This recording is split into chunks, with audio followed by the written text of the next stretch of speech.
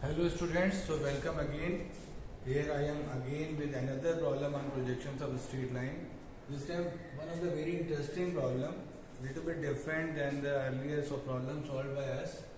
So students, आज मैं एक नई problem projection of straight line की फिर से सेलेक्ट कर रहा हूँ. बड़ी इंटरेस्टिंग सी प्रॉब्लम है जो हमने पहले प्रॉब्लम की, थोड़ी सी डिफरेंट है. अगर प्रॉब्लम को रीड करें आप तो they are saying a line PQ 75 mm long has its end P in the VP and the end Q in the HP. The line is inclined 30 to HP and 60 to VP.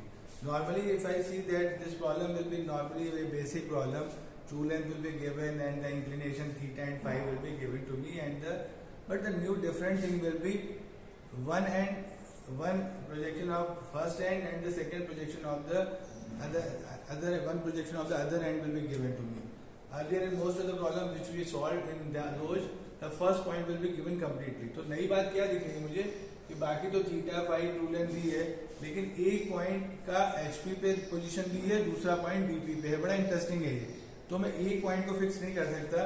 एक बार मुझे एक view के लिए एक point के एक view को fix करना पड़ेगा और दूसरी बार दूसरे पॉइंट के दूसरे व्यू को. तो इस तरीके की प्रॉब्लम नॉर्मली मैं लाइक करूंगा कि हम सेम प्लेस पे नहीं सॉल्व करें. If you remember earlier, normally when the line will be inclined to both the plane, we can solve all those problems in 4 steps and solve all those 4 steps in the same position. उसी position पे अपन solve करते थे.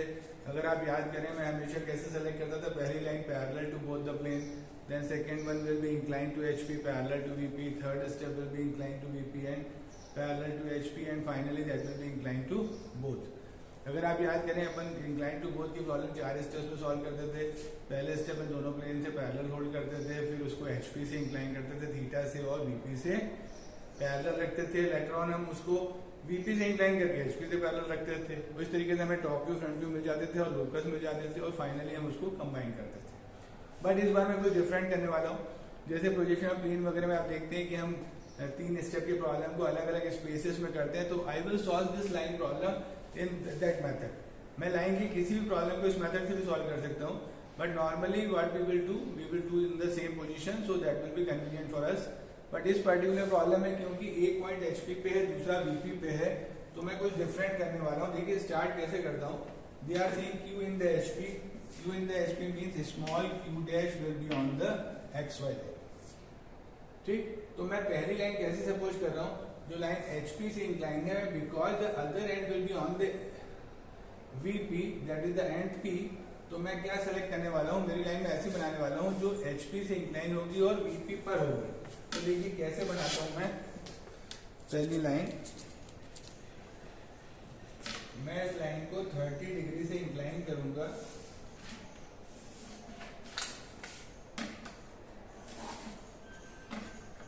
ये मैंने इसको 30 degree से incline कर दिया और इसके रेफरेंस से मैं लाइन बनाऊंगा. अब मैं इसके रेफरेंस से इसका टॉप व्यू बनाऊंगा. So this line will be, मैं इसको P डैश Q डैश बोल रहा हूँ. मैं फाइनल नहीं है, सेपरेट स्पेस में कर रहा हूँ तो P डैश Q डैश ही बोल रहा हूँ. एंड मैं इसका टॉप व्यू बनाऊँ. आप जानते हैं इसका टॉप व्यू कहाँ होगा, XY पे. तो परपेंडिकुलर हम डाउन आ जाएंगे and this will be the top view of the line.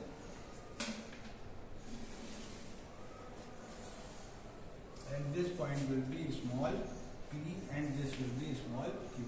तो अगर आप ध्यान से देखें, मैंने लाइन को HP से इंक्लाइन किया 30 डिग्री से, keeping the end Q dash fix, और मुझे क्या मिल गया, ये टॉप व्यू मिल गया मुझे.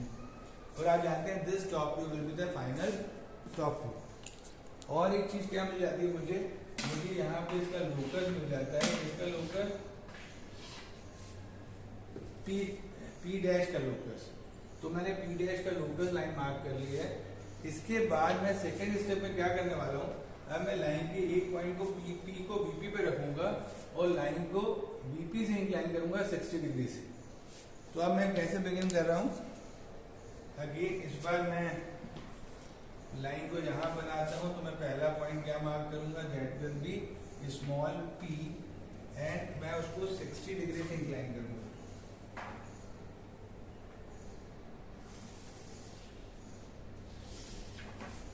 तो 60 डिग्री से मैंने इसको इंक्लाइन कर दिया. दोनों की लेंथ सेम है, जो यहाँ लेंथ है ट्रू लेंथ, वही लेंथ यहाँ पे भी मैंने मार्क की है. तो सेम लाइन मार्क कर लेते हैं and this point will be small q, this angle will be 60 degree. Now our line will be inclined to VP by some angle. अब मैं इसका फ्रंट व्यू बनाऊं तो इसका फ्रंट व्यू कहाँ बनेगा, XY लाइन पे, तो यहाँ से परपेंडिकुलर अप आ जाइए और जहाँ ये XY को कट करता है that is the point small, और यहाँ पे this will be P dash and this will be point small Q dash, and what we got the length of front view. ठीक है, मैंने क्या किया, लाइन को मैंने VP से इंक्लाइन किया और P को VP पे रखते हुए किया, तो मैंने सेपरेट इसमें किया है। एक चीज मुझे और क्या मिल गई है, यहाँ पे लोकस मिल गया है। किसका लोकस, Q के फाइनल व्यू का locus. So this is the locus of point small q, और इस लोकस को मैं आगे मूव करता हूँ, this line will be locus of small p dash.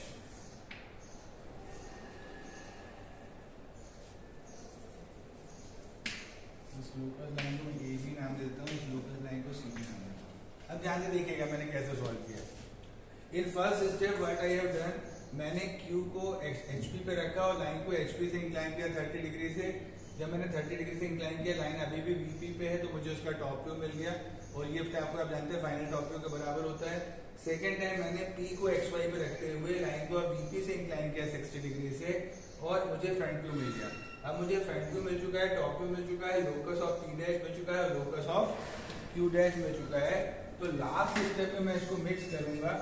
आप जानते हैं कि Q डैश पॉइंट यहीं पे है, so this is our point Q dash. अगर ये Q डैश है तो इसका Q आप जानते हैं कहाँ होगा, नीचे XY पे, नीचे Q के लोकस पे। तो अगर मैं यहाँ से परपेंडिकुलर नीचे मूव करूं तो आप देखेंगे कि जो पॉइंट मिलेगा that will B point Q। और दूसरी चीज आप जानते हैं P भी यहीं पे है, तो this point will be small p, और अगर ये P है तो इसका P डैश कहाँ होगा, ऊपर, तो this will be small p dash. तो this is the final projection of the line.